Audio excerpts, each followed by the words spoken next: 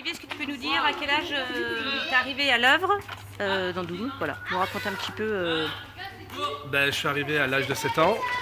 Je connaissais pas l'œuvre, où je suis venu par le biais. En fait, mes parents, ma mère venait tous les dimanches à la messe et je venais avec elle, avec ma soeur, ma petite soeur.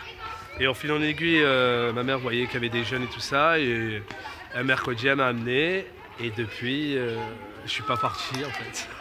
T'avais 7 ans. Et comment tu as progressé du coup? Comment ça... La progression se fait que c'est par tranche d'âge. Donc le groupe des petits, le groupe des moyens, pré-ado, ado. Après il y avait un petit groupe d'animateurs aussi, donc j'y étais aussi. Après j'ai passé le BAFA. Donc j'ai été animateur, mais bon on n'utilise pas le mot animateur ici, on utilise le mot grand ou grande. Donc voilà, on est les grands frères, les grandes sœurs. Donc voilà. Et ensuite en parallèle je faisais mes études aussi. Et finalement, je me suis rendu compte que niveau des études, ça allait, mais c'était pas trop mon domaine. Que j'aimais bien être à l'extérieur, j'étais beaucoup dans le sport.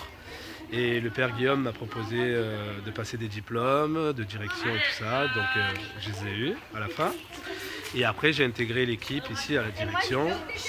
Et voilà où j'en suis maintenant. Je suis directeur adjoint de la Voie d'Anjou. Excellent. Et qu'est-ce qui te rend heureux dans ton rôle? Dans mon rôle, c'est que je touche à tout un petit peu, que ce soit administratif, de comment on part en séjour, donc je ne suis pas ici. Après, à tout moment, je peux jouer avec les enfants, à tout moment, je peux préparer un événement. C'est voilà, plusieurs palettes qui fait que je ne suis pas resté toujours coincé dans le bureau à faire de la paperasse. Je peux être à l'extérieur, à l'intérieur, avec les enfants, avec les adultes, avec des bénévoles, avec des animateurs, donc c'est ça qui est bien dans le métier quoi, en fait. Donc c'est ça qui me fait beaucoup quoi.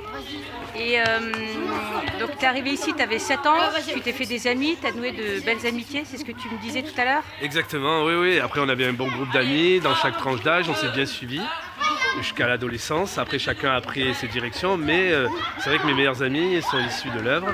Mon meilleur ami est de l'œuvre, donc on était dans la même école, dans la même classe. Donc, et maintenant, à l'heure actuelle, on est toujours amis. Et c'est vrai que les plus proches sont les amis de l'œuvre, ainsi que les filles aussi sont issues de l'œuvre. Et alors, comment les rites de progression, les rites de passage dans cette pédagogie des grands frères ici? On parlait de la cérémonie des charges. Toi, tu l'as vécu? T'avais quel âge? Exactement, oui. En fait, depuis tout petit, en fait, on peut être dans les charges. Par exemple, moi, j'étais servant, donc je commençais à être servant. Après, j'étais vice-maître des cérémonies. Je m'occupais un peu des servants, mais sous la coupole du maître des cérémonies. Ensuite, j'ai été maître des cérémonies. Donc là, j'avais toute la charge un peu des servants, tout ce qui est un peu liturgique et tout ça. Et ensuite, j'ai été assistant. Donc j'étais un peu... Il y avait le supérieur, le premier assistant, deuxième assistant. Donc voilà, on s'occupait, quand il n'était pas là, c'était les assistants qui s'occupaient un peu des enfants, de l'organisation des jeux. Ensuite, le deuxième assistant. Après, j'ai été supérieur. Là, j'avais l'ensemble, je préparais avec les grands de l'œuvre, tout ce qui est l'organisation des dimanches, des mercredis, des samedis, ainsi que des fois des séjours aussi. Donc voilà, des sorties. J'ai été 2 ans supérieur. Après, supérieur, c'est quoi? Supérieur, c'est le plus grand frère, celui qui a le haut statut de l'œuvre, quoi. D'accord.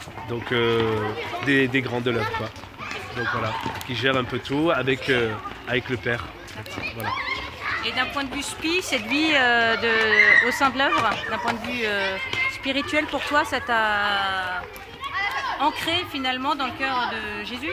Ah oui, complètement.